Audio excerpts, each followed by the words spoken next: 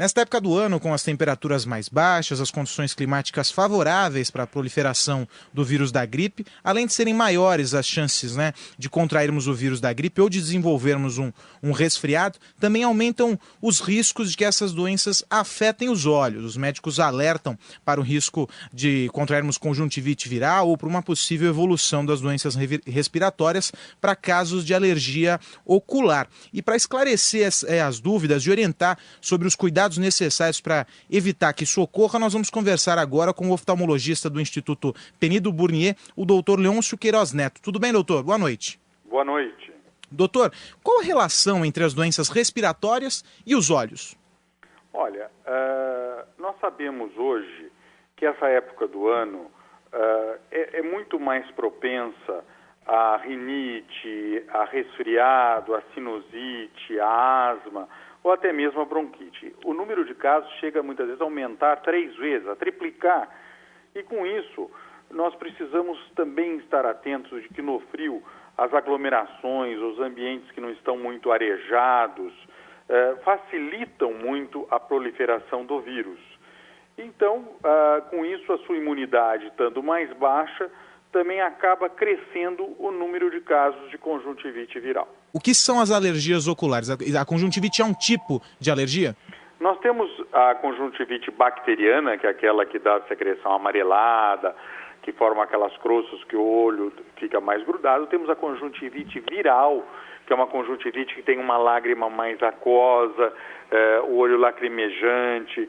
E temos também a conjuntivite alérgica, que é causado por uma alergia nas mucosas que revestem a superfície ocular. Doutor, quando as doenças, existe essa susceptibilidade, todos somos suscetíveis a desenvolver essas alergias ou não? Algumas pessoas em maior grau, outras em menor grau? Nós temos um dado muito importante de um estudo multicêntrico internacional de asma e alergias na infância, de que no Brasil 20% da população tem algum tipo de alergia. E nós temos um dado também em que de cada 10 alérgicos, 6 têm manifestações oculares, porque as mucosas que revestem as nossas vias aéreas, ela é muito semelhante à mucosa que reveste o globo ocular. Então, pode ser um sinal de alerta, inclusive quando a pessoa começa a apresentar esses sintomas nos olhos, já é um sinal de alerta também para que, olha, alguma coisa está acontecendo. As pessoas devem ficar atentas a isso?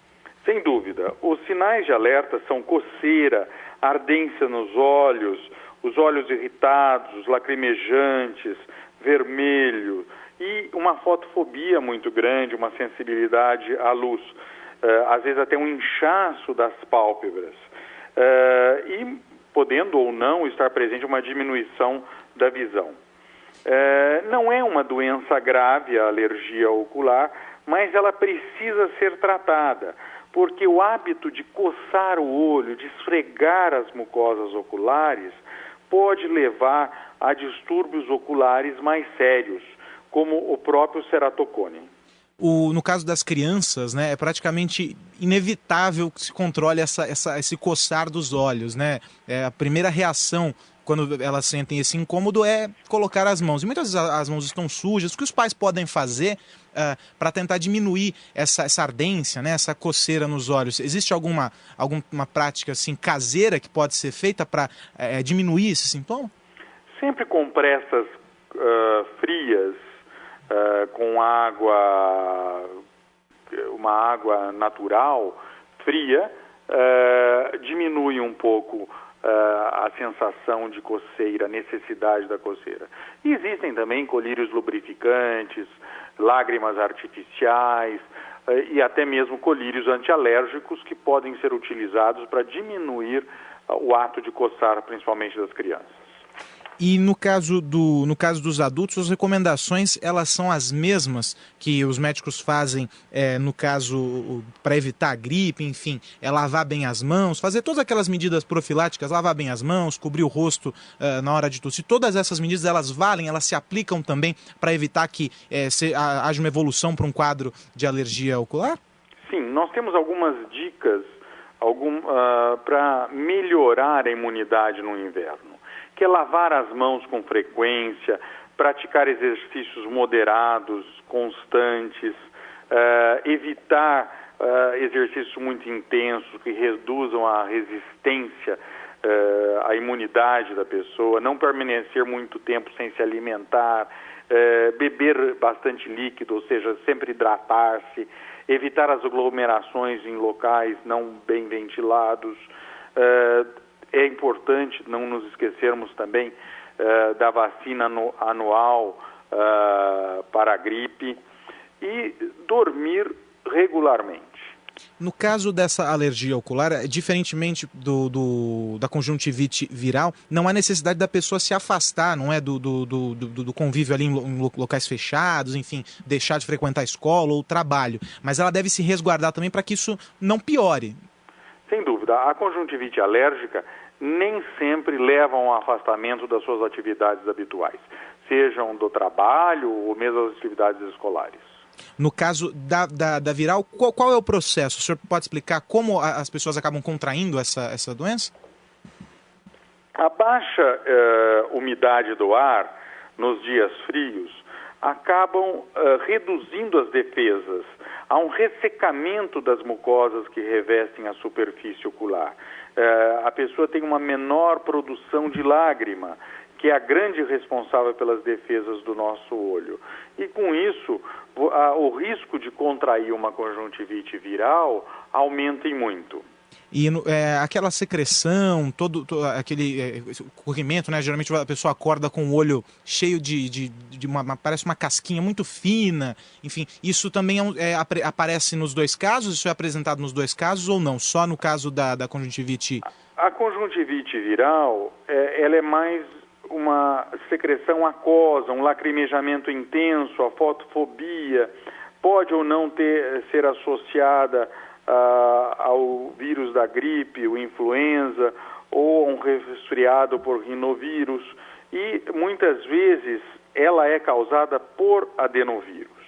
E os grupos mais atingidos são as mulheres no pós-menopausa, que elas já têm uma redução da produção lacrimal pela alteração hormonal, característica da idade, e crianças que muitas vezes estão num campo imunológico em desenvolvimento e, com isso, ficam mais susceptíveis a desenvolver a conjuntivite viral. E não podemos nos esquecer também dos idosos, que têm o organismo mais frágil. É muito importante, em ambos os casos, que as pessoas, assim que apresentem o início, comecem a apresentar os sintomas, que elas procurem um oftalmologista para que seja identificado, não é, a origem daquele problema e o tratamento adequado, um colírio, enfim, que os procedimentos para o tratamento sejam feitos da maneira adequada e para evitar que isso piore, não é? Sem dúvida. É sempre indesejado a automedicação.